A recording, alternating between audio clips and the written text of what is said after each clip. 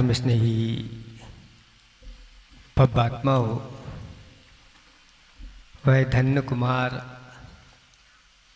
मुनिराज के चरणों में बैठा है और अपना भविष्य उसने सुन लिया और उसकी गाढ़ श्रद्धा और धर्म के प्रति बढ़ गई और उनसे व्रतों को अंगीकार करके और वह उनको नमस्कार करके बड़े आनंद उल्लास के साथ वह राजगृह नगरी की ओर बढ़ गया। और जैसे ही वह नगरी के निकट पहुंचता है, वहां पर एक बहुत बड़ा बगीचा था, लेकिन वह सब वीरान हो गया था। वहाँ के जो सरोवर थे वो भी सूख गए थे, वृक्ष भी फलना फूलना बंद हो गए थे और वर्षों से वह वीरान पड़ा था।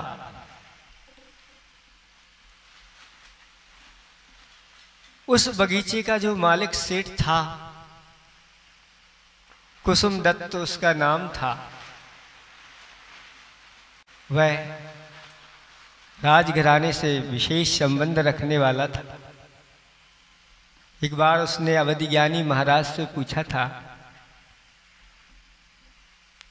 उसके मन में आ गया कि जब ये सूख गया है तो अब इसको अलग कर दिया जाए। लेकिन जब अवधि ज्ञानी मुनिराज मिले तो पूछा, महाराज क्या यह हमारा बगीचा कभी फूलेगा फलेगा? तो महाराज ने अवधि ज्ञान से बताया, हाँ फूलेगा फलेगा जब कोई एकाध पुण्यात्मा जीव तुम्हारे इस बगीचे में प्रवेश करेगा, वह फूलेगा फलेगा। और उसी समय धन्य कुमार ने प्रवेश कर दिया, वहां जाकर के बैठ गया और वह बगीचा हरा भरा हो गया, जलाशय में पानी आ गया।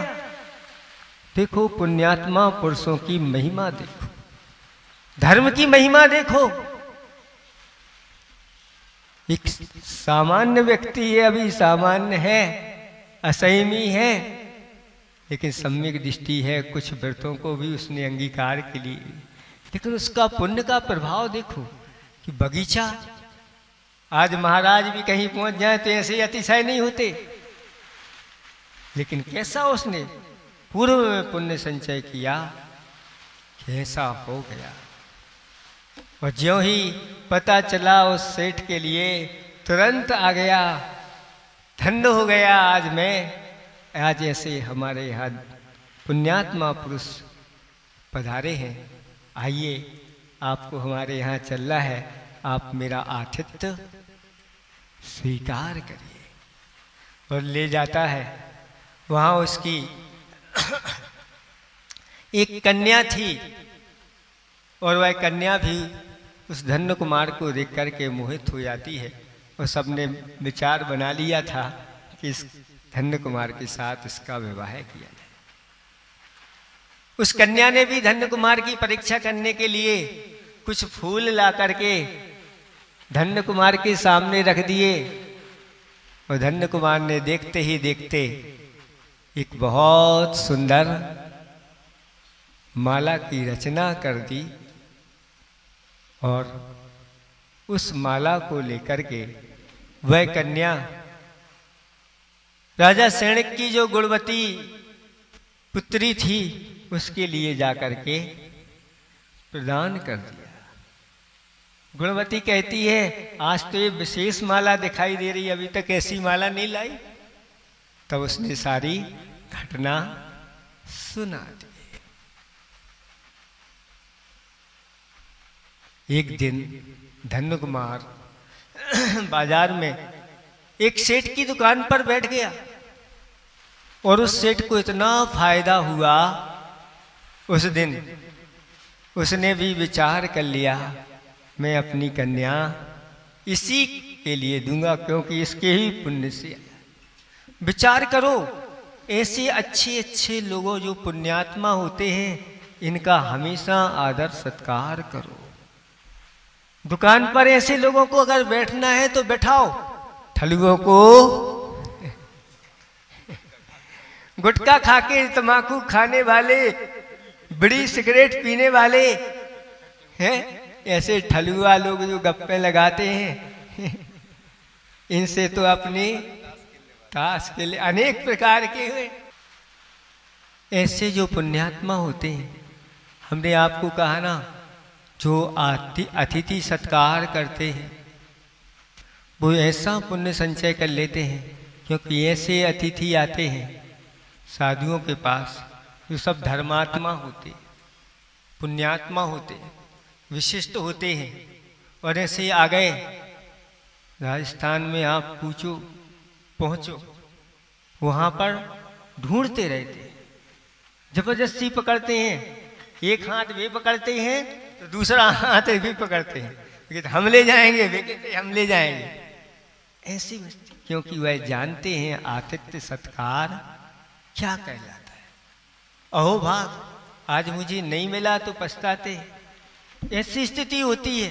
क्योंकि ऐसे जो अतिथि आते हैं, क्योंकि साधु तो निमंत्रण से नहीं जा सकते, लेकिन इनको तो हम पकड़ करके ले जा सकते हैं। आपको हमारे ही यहाँ चलना है और कहीं दूसरी जगह नहीं जाना, आप तो पक्के हमारे हैं, इस प्रकार से।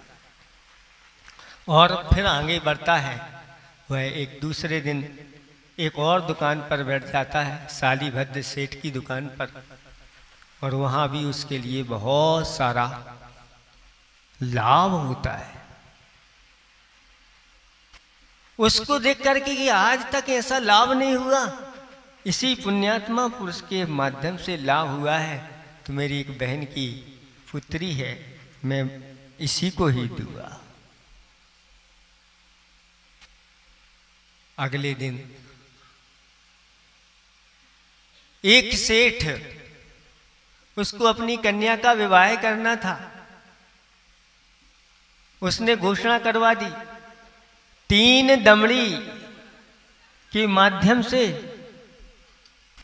जो एक दिन में 1000 स्वर्ण मुद्राएं कमा लेगा, कि 3 दमड़ी के माध्यम से 1000 स्वर्ण मुद्राएं कमा लेगा, कमा के दे देगा, उसके लिए मैं अपनी पुत्री का विवाह कर दूंगा। इस प्रकार से घोषणा करा दी। अब 3 दमड़ी में एक दिन में 1000 स्वर्ण मुद्रा कैसे कमाई जाएंगी? कुछ नहीं। और धन्य कुमार को जब कान में सुनने में आया ऐसी घोषणा हुई है, वह कहता है लाओ मैं 3 दमड़ी दो। 3 दमड़ी उसने ली, और 3 दमड़ी से क्या आएगा? तो उसने कुछ ऐसे तिनके खरीदे जो मालियों के लिए आवश्यकता उनकी होती थी, माला बनाने के लिए ऐसी चीजें खरीदी, और वो खरीद करके मालियों के पास ले गया। मालियों को उनकी आवश्यकता थी। माली ने कहा क्या चाहिए? कुछ नहीं चाहिए, फूल दो हमारे लिए अच्छे से। तो मालियों के पास फूल थे, उन्होंने भर करके फूल दे दिए, और उसने अच्छी मालाएं तैयार की, जो देखने में बहुत आकर्षित करने वाली थी। अभी मालाएं कौन लेगा? खिमलासा वालों के यहां ले जाओ,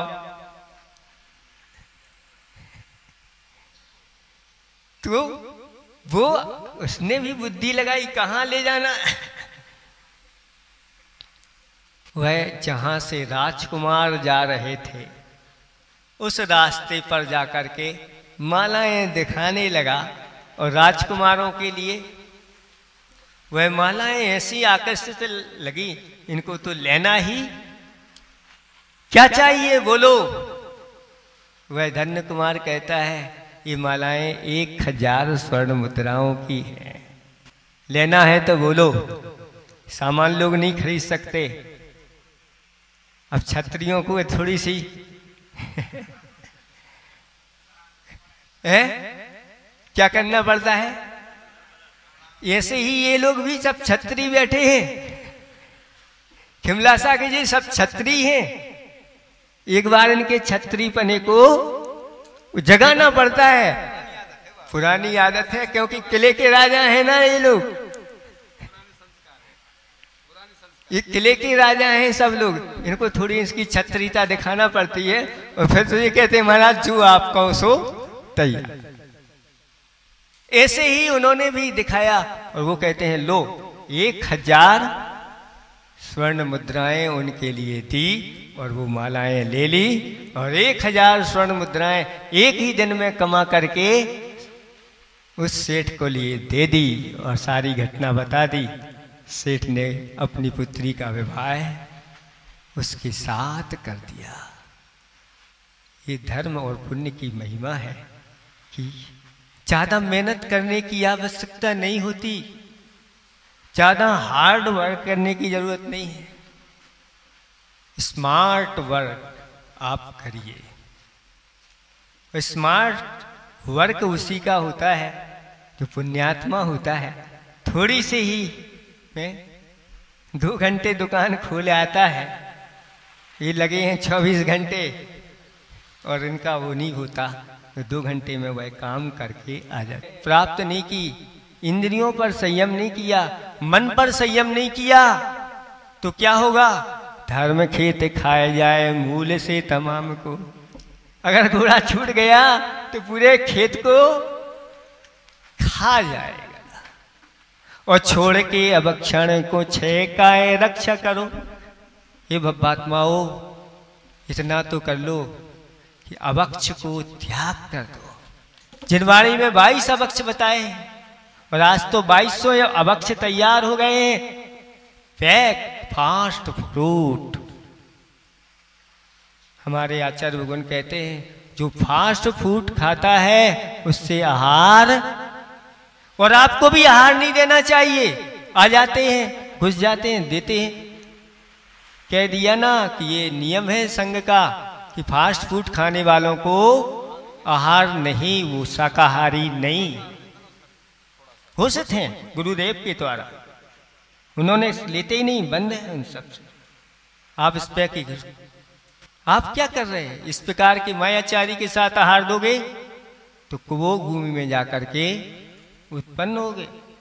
इसलिए नहीं, बच्चों से भी कह दो नहीं, बच्चों से, बड़ों से, बूढ़ों से।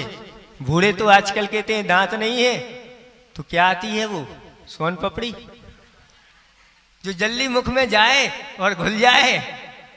कलाकंद चाहिए है। नकली दांत तो बात की बात है। आंत है, आंत नकली है कि असली? आंत नकली लगती है क्या? दांत से भली काम हो जाए, लेकिन आंत काम नहीं कर रही है। कहते हैं भैया आप बूढ़े हो गए हैं, रुचत नहीं आ, और आंतें भी थोड़ी सी गड़बड़ हो गई, सो पचत नहीं आ, और सामने अगर आ जाए तो बचत नहीं आ। ये सब क्या है? कहा है एक बार खाए सो रोगी, रोगी के भोगी, योगी। एक बार खाए सो योगी, और 2 बार खाए सो भोगी, और बार बार खाए सो रोगी। क्यों भाई बार बार खाए? तो शुगर है और डॉक्टर ने कह दिया है थोड़ो थोड़ो खाने। अब महाराज को तो कितनी है शुगर? आपको तो 300 है, महाराज को तो 500 है। उन्हें बार बार खिलाओगे क्या? बोलो। वो भी एक बार खा रहे हैं, कैसे ठीक है? डॉक्टर की बात तो बहुत जल्दी मान लेते हो। डॉक्टर आपके लिए भगवान है, अच्छा सिद्धांत है। जो डॉक्टर के हाओ वो महाराज के सो नहीं। इसलिए महाराज कह रहे हैं इन अभक्षण को छोड़ दो, अभक्ष को छोड़, क्योंकि इन अभक्ष में तरस जीव उत्पन्न हो जाते हैं। अचार है, धुदल है, और भी अनेक बासी चीजें हैं। इन सब में मर्यादा से बाहर का दूध दही आदि, इनमें सब में 30 जीवों की उत्पत्ति होती, 6 काय की जीवों की रक्षा नहीं होती। इसलिए हे बब्बात्माओं, इन सब का त्याग कर दो। 1 बार खाए सो योगी, 2 बार खाए सो भोगी, और 3 बार खाए सो रोगी, या बार बार खाए सो रोगी है। 3 बार खाए सो रोगी और बार बार खाए सो मरोजी। ये स्थिति होगी, क्योंकि क्या कहाँ जाओगे, क्या स्थिति बनेगी। इसलिए शिक्षण ले ग्रंथन से, ग्रंथों से शिक्षा प्राप्त करो और अच्छी तरह से पंच परमेष्टि का जाप करो, अपने आत्म राम को जपो और इन 12 व्रतों को अंगीकार कर लो। जब एक सिंह हो करके 12 व्रतों को अंगीकार कर सकता है, जिसका भोजन मांस है, जीवों को खा करके ही जिसका जीवन चलता है, जीवन की परवाह छोड़ दी उस सिंह ने और 12 व्रतों को अंगीकार कर लिया, मांस आदि का सबका अभक्ष का त्याग कर दिया। ऐसा सिंह नहीं, वह तो शेर नहीं, सवा शेर बन गया। ये कहलाते हैं सवा शेर। और आप लोग लड़वे के लाने सवा शेर बन जाते हो कि तुम शेर हो तो हम सवा शेर। ऐसे इस रत्न संयम को अच्छी तरह से संभाल लो, इसको अच्छी तरह से सुरक्षित रखो, क्योंकि विषय रूपी चोर इनको जल्दी से निकाल दो और अच्छी तरह से कहाँ चलो, शिव धाम को। जो संयम को धारण करता है वह ही शिव धाम को प्राप्त करता है। इसलिए बहुत दुर्लभ है संयम, जिस बिना नहीं जिन राज सीझे, दूर लो जग कीच में। एक घड़ी मत बिसरो करो, नित आओ जब मुख। यम कब आ जाए कोई भरोसा नहीं, इसलिए अच्छी तरह से मन बना लो। मेरी तो भावना है कि ये पूरा का पूरा खिमलासा वृत्ति नगरी कहलाए। बहुत अच्छे लोग हैं खिमलासा में, बस इनके एक बार जागृत हो जाएं तो ये तो शेर नहीं, सवा शेर बब्बा शेर है ना, कौन शेर बन जाते हैं। इसलिए इनको भी हमें जगाना है। बहुत सारी माताएं आई थी, उन्होंने कहा महाराज जी 5 अनुव्रत तो हमें दे ही दो, और कुछ बाकी हैं वो भी लेंगी, लेकिन धीरे धीरे करके चतुर्मास तक उनके लिए अणुव्रत के साथ साथ 12 व्रतों को भी अपने जीवन में अंगीकार करना। बहुत वर्ष हो गए, देखो ऐसे ये धन्य कुमार जैसे युवा अवस्था में ही निकल गए और संयम धारण कर लिया। आप लोगों ने बहुत विषय भोग कर लिए हैं। अब तो आपके यहाँ 4 महाराज आए हैं, और जब अच्छी परिवर्तन हो तो अधिक से अधिक ब्रह्मचर्य व्रत को धारण करने वाले होना चाहिए।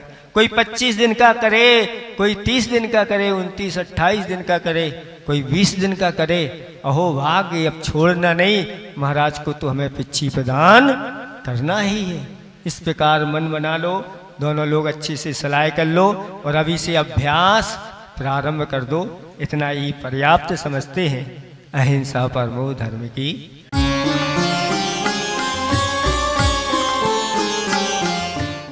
अनंत चतुर्दशी के पावन अवसर